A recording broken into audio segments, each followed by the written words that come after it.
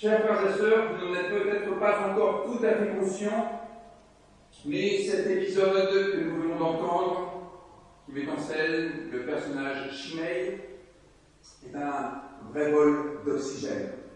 Et c'est d'ailleurs ainsi que finit ce passage biblique, par le fait que David puisse reprendre souffle. C'est un véritable bol d'oxygène dans cette atmosphère quand même assez irrespirable des livres de Samuel, où il n'est pas trop question d'amour du prochain, mais plutôt de rivalité, de lutte de pouvoir, de meurtre, et au fond, de toutes les violences coutumières de notre monde. Alors, j'aimerais vous montrer de quelle manière le personnage Shimei a été pensé par ce rédacteur pour introduire une action qui pourrait s'apparenter aux prémices d'une forme de démocratie libérale. Rien de moins. Alors bien sûr, je vois ces yeux exorbités qui vous font dire quel anachronisme.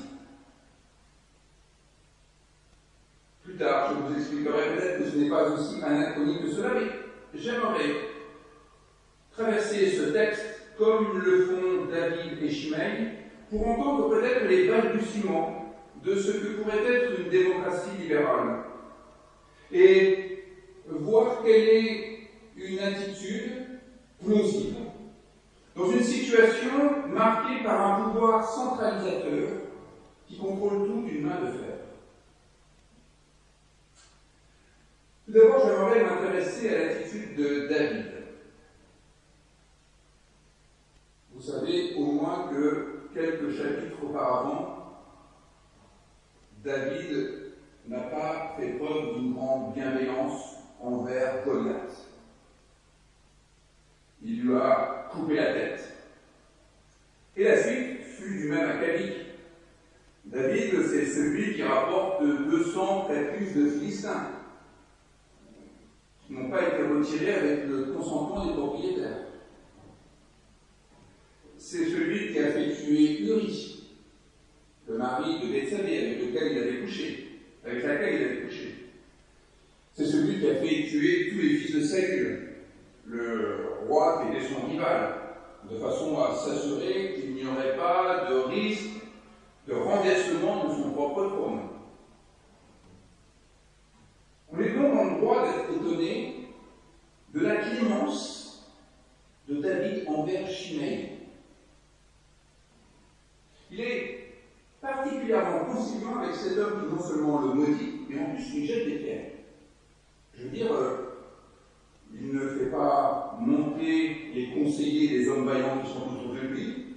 Là, ce serait vraiment un anachronisme de dire qu'il n'emploie pas le flashball ou d'autres armes de ce type-là. Mais on est quand même en droit d'être étonné que David, qui n'a jamais fait preuve de laxisme envers l'opposition, se retrouve à dire à ses proches qu'il ne faut rien entreprendre contre Shimei, et mieux de cela, il le recommande, laissez-le. Laissez-le. Vous voyez, ça c'est une expression qui est au fondement même de nos démocraties libérales. Laissez-le est une expression qu'il faut entendre conjuguée à l'impératif et pas à l'infinitif. Laissez faire, laissez aller. L'impératif laisser faire n'est pas un laisser aller. Et ici, David n'est pas dans le laisser faire. Il va proposer quelque chose de bien plus intéressant qu'une sorte d'indifférence.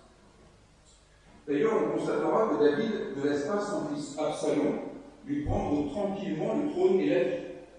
Il va réagir fermement. David ne restera pas sans défense, sans réaction, sans faire engager la bataille. Ainsi donc, David montre, en laissant faire Shimei, qu'il repère chez lui ce que j'appellerais un sentiment religieux qui l'anime, alors qu'il repère chez Absalom la soif du pouvoir. Le comportement de David ne sera donc pas le même dans les deux cas. Mais justement, ce fait-là le fait qu'ils réagissent de manière distincte selon les motivations des uns et des autres est déjà à prendre en compte pour comprendre ce qui se trame dans l'esprit de David. Le laisser-faire consisterait à n'avoir que de l'indifférence pour toute chose. Cela consisterait à ne dégager aucune priorité, à ne rien hiérarchiser, à ne se sentir impliqué en rien et n'avoir ni passion, ni désir, ni sens moral. Le laisser-faire, c'est le boulevard grand ouvert à toutes les incivilités et, finalement, à la violence du plus fort.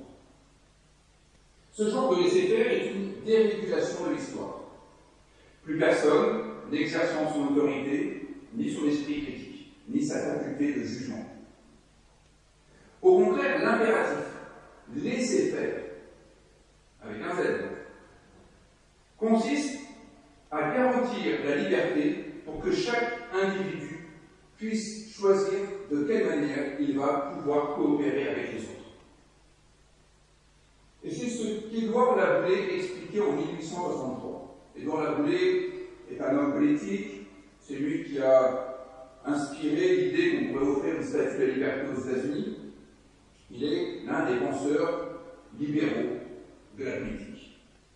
Il écrit ceci: laissez faire, au sens impératif, laissez faire, laissez chaque homme user honnêtement et comme il l'entendra des facultés qu'il a reçues de Dieu.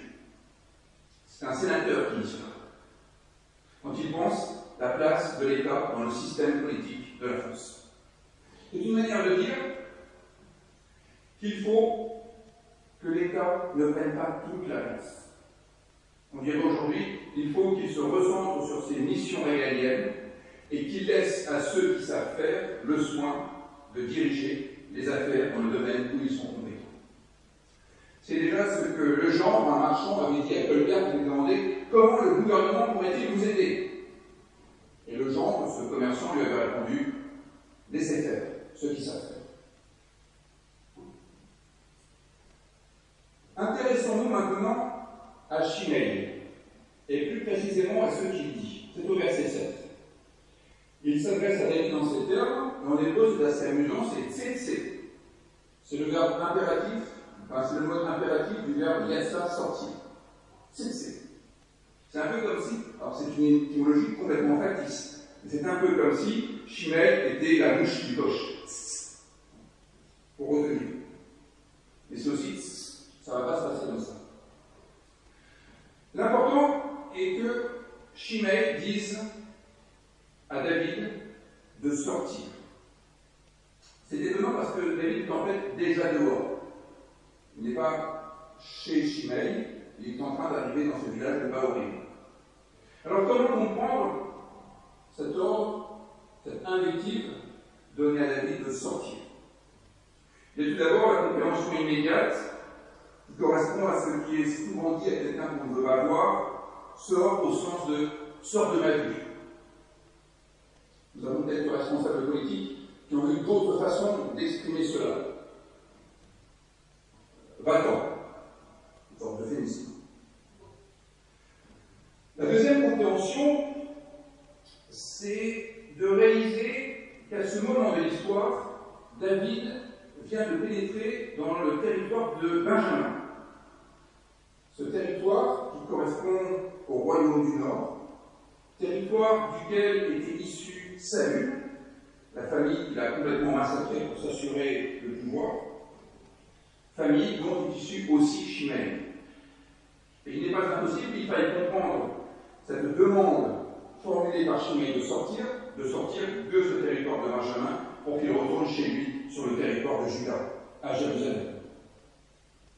Et donc, cela consisterait à lui dire de sortir du royaume du Nord qui a saigné à blanc, et donc il a usurpé le trône, ce qui est le sens d'ailleurs des reproches formulés au verset suivant. Et dans ce cas, il me semble que Shimei aurait plutôt utilisé le verbe chouv, faire demi-tour, revenir, retourne où tu viens, rentre chez toi, chouv.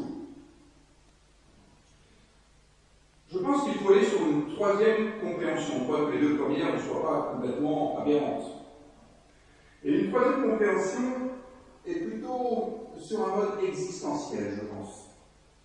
Non pas sors de ma vue, non pas sors de ce territoire qui n'est pas le tien, mais sors de toi-même.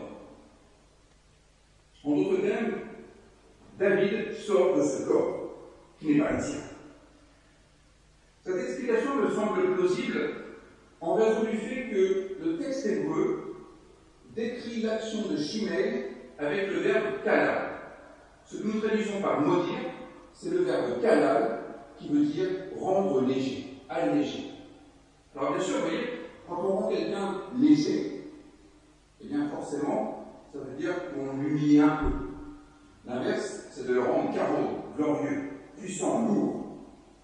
Quand on dit de quelqu'un qui est une personne un peu légère, ce n'est pas forcément un compliment. Mais il me semble que le fait que Shimei maudisse au sens de rendre léger et dise à David « Sors, sors », c'est une façon de l'alléger de ce qui lui pèse, de ce qui est pour lui comme un boulet dans sa façon de gérer les affaires de l'État. Il me semble que Shimei, en disant à David « Tsé », cherche à le débarrasser d'une part de lui-même. Cette part coupable qu'il dénonce d'ailleurs très clairement et qui fait de David un criminel. Et il me semble que nous avons là, de manière narrative, ce qui sera théorisé plus tard dans le Nouveau Testament par la question du pardon. Le pardon, c'est le fait de libérer quelqu'un de ce qui lui pèse, de ce qui l'empêche de pouvoir mener une nouvelle existence. Le libérer de ce qui le ramène toujours à la faute initiale. Ce stéréotype collé sur le front qui fait de nous, à jamais, le même personnage. Il me semble que Shimei propose au souverain de sortir de ce rôle qu'il tient et qui ne lui convient pas. De sortir de ce passé assez terrible, alors que David a mieux à offrir, mieux à présenter. Il me semble que cet impératif lancé à David consiste à le faire sortir de son rôle de composition, ce rôle social, à le faire sortir de ce qu'il pense devoir être son devoir de roi. Et Shimei dit à David de sortir de cette ornière politique, qui revient finalement à considérer que toute difficulté doit toujours être traitée de la même manière, par la violence. Shimei dit à David de sortir de ce schéma mortel, de ce stéréotype qui n'a rien d'évangélique. Shimei demande à David de sortir de cette fâcheuse habitude qui consiste à régler tous les problèmes en supprimant non pas les problèmes, mais en éliminant les personnes. Et il me semble que c'est cette attitude de Shimei qui inspirera plus tard Jésus, dans l'évangile de Jean, lorsqu'il dira à Lazare « Sors !» et lorsqu'il dira à ceux qui l'entourent le même ordre que David a prononcé « Laissez-le », ce qui se dit de la même façon dans le grec, que ce soit le grec de la Septante, pour 2 Samuel 16, ou le grec du Nouveau Testament. Aphété aoton, laissez-le. Il me semble que cet épisode de Jésus et de Lazare donne bien le sens de cette rencontre de David et de Shimei, où il s'agit d'être déliés de ce qui nous retient d'être nous-mêmes, de ce qui nous enferme dans une vision figée de notre personnalité. Dans le texte de Jean, Lazare a été placé dans un mémorial, un méméion. Il est enfermé dans le passé. Il est condamné à n'être que ce qu'il a été jusque-là. C'est-à-dire une version définitive de son identité. Il est comme bloqué dans le passé. Sors. Sort peut être une parole qui est comprise qu'on appelle à sortir du passé, à se libérer des stéréotypes, à se libérer des mauvaises habitudes, à se libérer des faux plis. Sort. C'est un appel à ouvrir de nouvelles voies, l'accomplissement de son travail, de ses passions ou que de sa propre vie. Sors de l'ornière, sors du mémorial dans lequel tu es embaumé, sors au grand air, sors de la grotte dans laquelle tu avais été enfermé. Cesse de voir le monde uniquement à travers les ombres projetées sur la paroi de ta caverne, dirait autrement Platon. Et David sort, comme Lazare est sorti. Il sort du rôle que tout le monde voulait lui faire jouer. Au fond, pour le dire très clairement, Shimei permet à David de sortir, de s'extraire du phénomène de cour. David sort de son rôle de composition en se libérant de sa propre cour. Contre l'avis de son conseiller Abishai, il propose de couper la tête de Shimei dans un geste qui rappelle la décollation de Goliath. David épargne Shimei et il lui reconnaît même une fonction divine. En lui reconnaissant le pouvoir d'agir selon la volonté de Dieu, David reconnaît en Shimei une incarnation de la volonté de Dieu. David se démarque de son conseiller auquel il demande « Qu'ai-je à faire avec vous? Quoi entre toi et moi ?» David échappe à sa cour. Il se libère du phénomène de cour par lequel les courtisans ne se demandent plus quel est l'intérêt général, mais qu'est-ce que le pouvoir veut bien entendre. Or, ce conformisme est proprement mortel. Ce phénomène de cour tue toute créativité, tout génie propre. Ce phénomène de cour consiste, comme vous le comprenez bien, à toujours caresser le patron dans le sens du poil, à apaiser ses inquiétudes. Et ça, vous voyez, c'est tout l'inverse de la foi. La foi, c'est une inquiétude irréductible envers autrui. La foi, ce n'est pas le repos éternel, c'est la vie éternelle. Et une vie un peu vivace, pas une vie paisible, tranquille. Il n'y a rien de pire que ceux qui ne font que confirmer ce que l'on sait déjà, sans apporter leur part personnelle, à une meilleure compréhension de ce qu'est la vérité des situations, des personnes, de la vie. À quoi sert un conseiller qui ne dit que ce qu'on a envie d'entendre, ou que ce qu'on sait déjà? Voilà pourquoi nous pouvons nous demander si Shimei est vraiment en train de maudire David. Shimei n'est-il pas plutôt une source de bénédiction pour David, en lui permettant de sortir d'un faux pas politique? N'est-ce pas la vocation des conseillers de ne pas aller dans le sens du pouvoir, et de pouvoir exprimer une conviction forgée non pas en fonction de l'intérêt de caste, mais en fonction de ce qui nous semble être l'intérêt général, ce qui a pour nous valeur d'absolu, ce que la Bible désigne par le terme Dieu. Non pas ce qui m'arrange, mais ce qui vaut pour les uns et pour les autres. Je me demande si Shimei n'est pas une véritable source de bénédiction pour David, en lui permettant de retrouver le sens de l'humanité qui sied à sa fonction de Messie. Car David est Messie. Il a reçu l'onction, il est Christ. Le bénéfice de l'intervention de Shimei est double. Non seulement il permet à David de s'interroger enfin sur le sens des événements et de se demander, peut-être, l'Éternel regardera-t-il ma peine et fera-t-il revenir pour moi ce qui est vivable à la place de la malédiction de ce jour? David est en train de bouger, ou là, peut-être. Ses certitudes sont en train de s'ébranler.